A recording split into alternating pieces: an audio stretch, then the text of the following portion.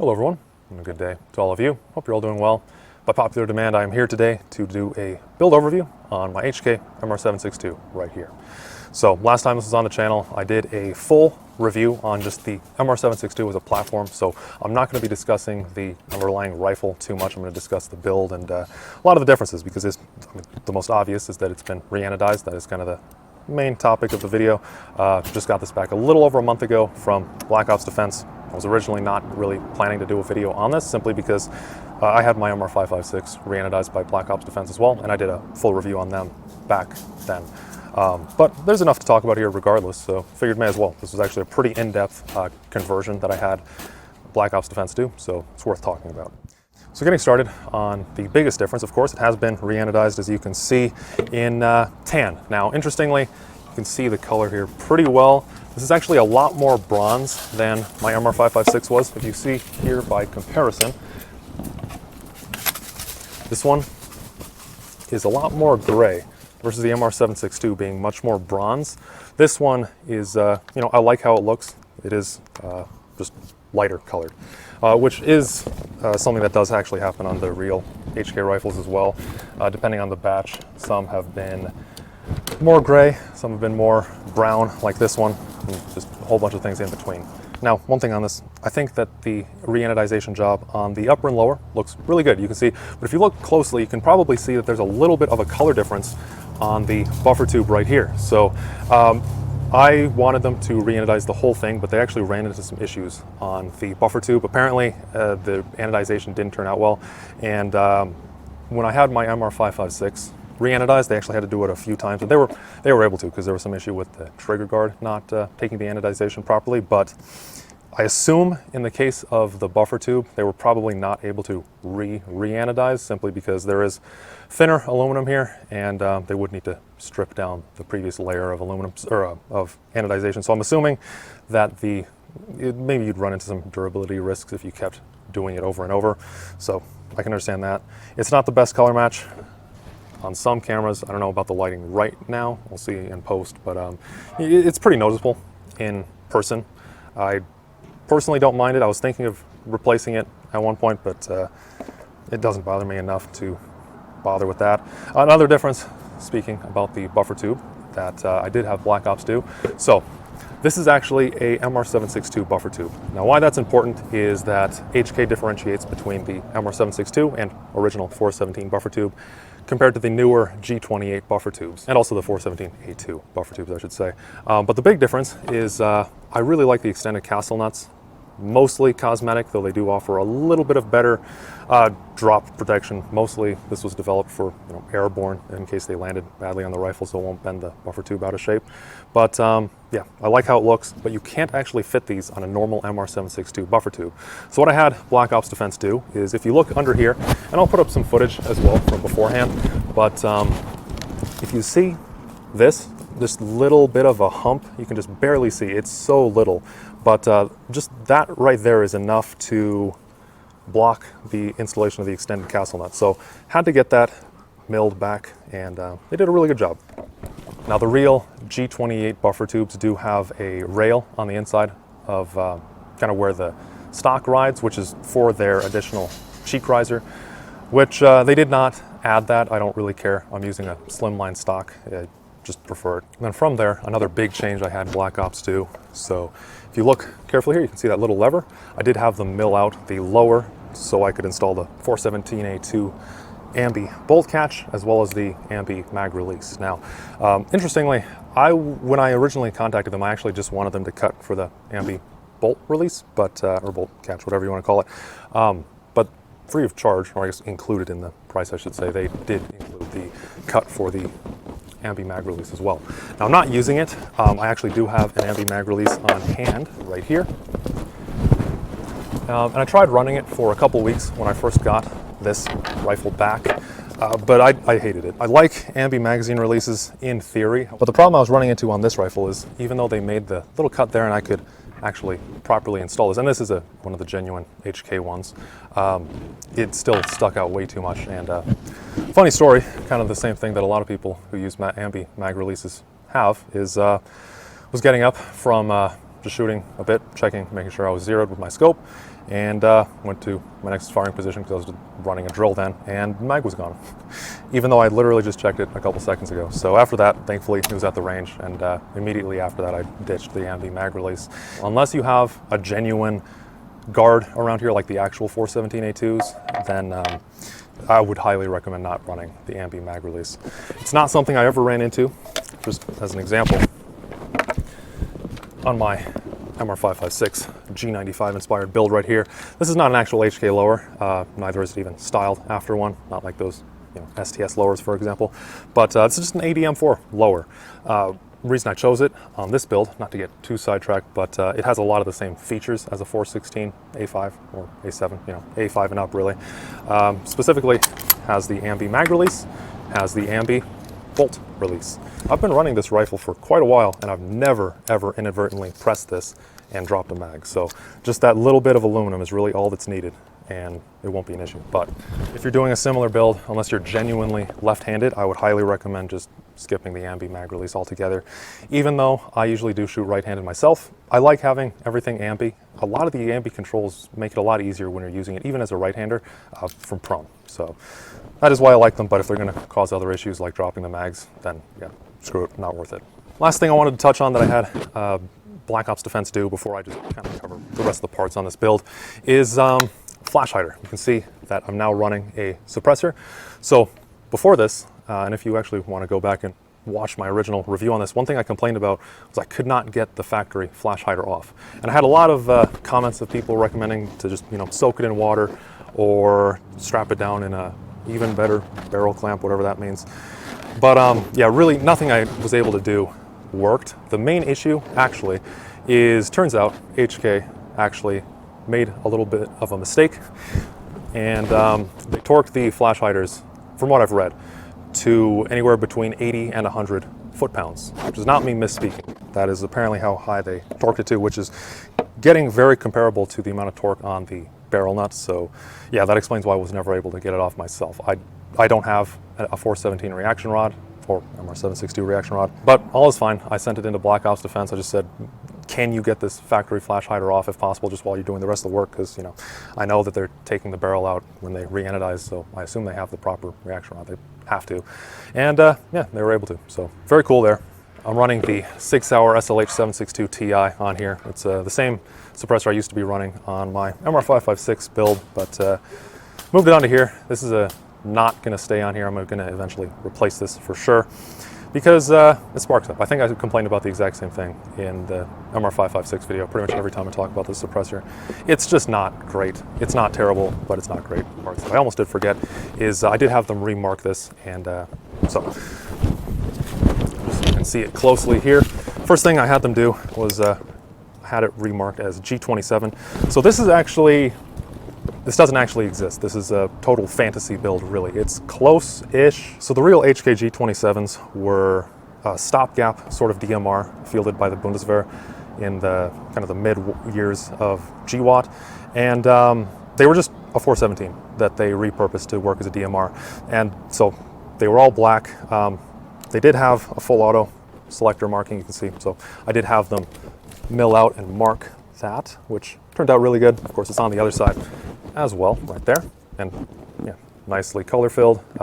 If you really look closely, it seems like it's ever so slightly, maybe like 1/1000th of a millimeter deeper compared to the actual HK semi-auto and safe markings. But I'm not a huge stickler for the details. But anyway, going back to the G27, so I think a lot more people are familiar with the HK G27K, which is the short version, same base rifle, of course, but admin results a little over a year ago, did a video on that, and if anything, my build more so resembles that with the tan coloration, but it's not the K version, of course. I've left it with the 16.5 barrel length. So the G27K, it's fielded by the Bundeswehr, similarly, just it's by the KSK and the KSM, which is their special forces. To my knowledge, the actual G27, the long version, was just fielded as, like I said, kind of a stopgap, and that was just the original 417 back when it was just black anodized. Now they have the HK G28, which acts as a DMR, which is also at its core the same rifle, sort of, a little bit of a technicality there, much different furniture, much different setup, and it has a different upper actually all steel. But I do not want a 13-inch 308. Even if there wasn't the complexity of the SBR legality here in the US, I still do not want a 13-inch 308. 16 and a half inches, which this one is, that's already a really short barrel, and a 13-inch would just get so blasty. And I use this for hunting, so I really didn't want something that's that limited in range, and also that is that blasty when I'm out there. So what this basically is marked as a G27, looks more so like a G27K as far as the color is concerned, but has an M110A1 handguard on it, but not really an M110A1 either, because it still has the forward assist. Yeah, that's how things are there. One other thing actually that is interesting that I should note, so the military variants of the HK piston rifles, the 416 always has the serial number prefix of 88, and the 417 always has a prefix of 89. So Black Ops Defense, when they remarked my upper, they did duplicate the real serial number up to here, which looks nice. However, the MR762 always starts with a serial number prefix of 242. Now, obviously, Black Ops Defense cannot change this serial number, but I don't know, if you really care, you could have them change this one to start with 89 instead. So I think it's cooler if it just all matches. I feel like it kind of fits better for the build as a whole cohesive rifle. Overall, it turned out really well. I like everything that they did. Their work was great with all the milling, the refinishing, remarking itself, excellent. Only complaint I have, which is actually kind of a big one, is this took 9 months now. It's actually pretty much exactly tied with how long my MR556 took, but the reason it bothers me more so in this case was because, and just for the record, Black Ops Defense never did give me an exact time estimate, but basically it sounded like it would be 3 to 4 months when I sent it off to them.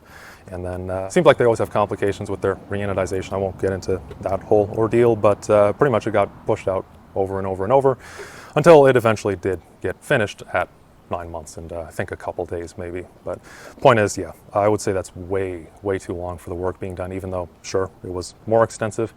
Going over the build itself now and what I did to the rifle. So some of this will be redundant with my original review. Just I'm going to try to minimize it, but there was a few parts where I may have made slight modifications, but I'll discuss how it was originally just so you understand how it is right now and why that is. So starting, same scope, I'm using a March D8 V24 FIML, insanely long model name, but great scope. It's very similar to the March 1-10 Shorty, except this is 1-8, and also this one doesn't require a proprietary scope mount. So this is just a regular 30mm tube, which is always something I didn't like about their Shorty, but that's a 30 in the back, but they use a 33mm front ring, which is bizarre. You can't find any scope mounts in that weird dimension. One thing I did change, now I actually did change this before sending it off to them, but I never did a video on it. I do have a Trijicon RMR on here now.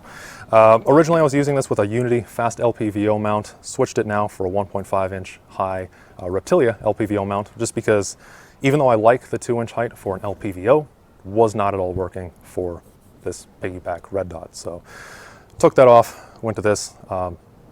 The main LPVO is still usable because the HK piston guns have a 6mm higher rail than an AR, so I hate a 1.5-inch scope mount on an AR, but given the extra height on here, it's still usable, so I don't have any complaints with that. I do have a kill flash both on the Trijicon RMR as well as on my LPVO, just some of the 100 Concepts hex caps. They work well, no complaints on the RMR hex cap.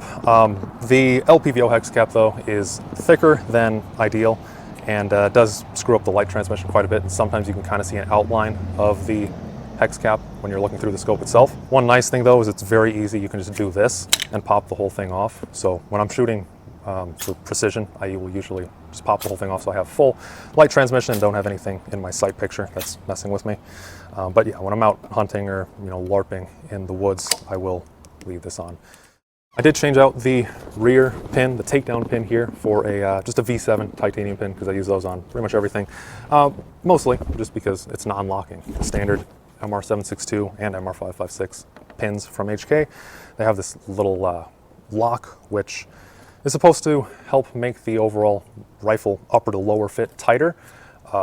It's really not even needed on the MR762. This is an extremely tight fitting upper to lower. They have some other things in this upper itself as it mates against the lower that help to tighten it up. So it's good there. From there, I am using a 45-degree throw. This is one of the MR95 safety selectors from House Manufacturing. I run these now on all my guns. Absolutely love them. Always love a short throw. And then just using the rest, just regular HK Rally 1000 furniture. Have their adaptive grip. Another thing I really love this grip. I put it on everything I can where it color matches.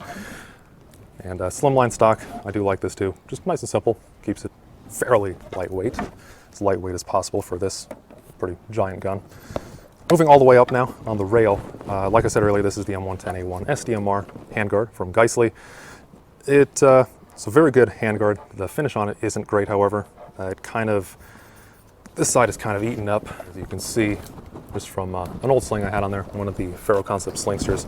The metal pole was really scratching everything there. I have a bunch of Manta Defense rail guards on here, both their Picatinny and their M-LOK covers. And then up here, I have a Vampire light, which plugged into the DS00 tail cap, and I have some nice Strike Industries NGSW cable management rail covers, which I don't really like their single panel one, this here. When I bought this kit, I was mostly in it for the 2 M-LOK slot version, which I put on a different rifle. But the problem I have with this one is you probably can't see it from this angle, but if you look from here, it bows kind of a lot, and it's not over torqued or anything. I actually tried. The only time when this doesn't bow at all is when you have it untorqued completely. Once you apply even the slightest bit of torque to it, it's going to start bowing out like that. So a little unfortunate there. And then I just have the regular Magpul wire control kit. Vampire light itself is on a Cloud Defense Torrent. Really like that Torrent mount. I think they actually discontinued these now, despite these being my favorite light mount by far. They've become pretty hard to come by lately, which really sucks because they did a lot right, in my opinion. I do have another of the 100 Concepts, one of their light caps up here, just on the light collar. Just especially since this is the Vampire light, it just helps to keep the shock cords a little bit more refined and easier to keep them out of the way, especially when you're turning this between IR off and white light. Not the biggest fan of the Vampire light overall. I do like how small and compact it is. White light on it is fine. It doesn't really compare to something like a Cloud Defensive Rain or a Mod light, but it's okay. It does the job. The use case I have for this, it's kind of mostly just wanted some form of IR illuminator, but even then, the IR illuminator on this is not the best either, but it works. Then last thing on the handguard is I do have a KPYK Picatinny rail section. This is just so I can attach a bipod whenever I feel like doing precision tests. When I'm not, I always take the bipod off because it is quite heavy and really pretty limited in actual usage, especially when you're out hunting or in the field. There's not a whole lot you can brace the bipod off of. So just there when I need it, take it off, nice and easy QD when I don't want it. For a couple of the last just kind of smaller and miscellaneous things, I am using one of the Ambi sling end plates from HK, just one of their older styles, which is just a direct thread, you can see, just like that, and then it's the exact same on the other side. Using a Lunar Concept sling, by far my favorite, just one in their standard multicam colors. Oh, and then the last thing, I am using a Geissele trigger guard. I'm not using one of the HK ones, just, I don't know, didn't really feel like doing that, didn't feel like going that route. I do like these quite a bit. They're not as rounded as the actual HK ones, but still do give you a little bit more clearance in the trigger guard area itself in case you're wearing gloves. Other than that, looks very different, but all the internals are identical to back when I did the review on it. So really, despite its appearance, it's still pretty much just a standard MR762 with some Ambi parts. That's really the biggest difference here. So got the standard MR762 bolt carrier group, completely standard barrel. Black Ops Defense can cut the that little deny tab, so you can't put in a full auto carrier. So if you're interested in doing that, they can cut it. In my case, I just wanted them to leave everything on the barrel just totally normal. That way it wouldn't potentially mess with any of my precision. And yeah, still shoots well. But that is the build. Only thing I'm really going to change up here is the suppressor. Like I said, I am going to switch this out, and I am going to put a suppressor shield on here. One thing I noticed, especially when you're doing a pretty long string of fire, is you can definitely see the mirage. Even on just an LPVO, it's very easy to pick up on that. So probably just go with one of the ModTac suppressor shields for that. But other than that, it's really going to stay pretty much the same. I know I said the same thing back when I did my MR556 build overview video, and well, this ended up changing quite a bit. So we'll see how things actually play out. And if you are wondering why this one changed so much, just to keep it short, pretty much just added the laser aiming module to make this more so just a general purpose rifle, because although you don't always want to use a IR laser, in fact, a lot of times you don't, but it still has its benefits. There are times when it comes in handy, and the illuminator on here actually, it's not too bad, even despite it being a civilian unit. Of course, it is more limited than ideal, but yeah, I didn't think I'd be getting a laser aiming module, but I did, and then changed pretty much everything on the front end of this. So all I can say is I'm not planning anyway to make any major changes after this, just suppressor, and that's probably going to be about it. Thank you all for watching. Hopefully this was informative and enjoyable. I don't usually do build overview videos, but I had a lot of questions about this build, so hopefully it was useful in some way or another. If you have any other questions on it, let me know. Other than that, look forward to reading any comments that you feel like putting. Take care. Hope to see you all in the next one.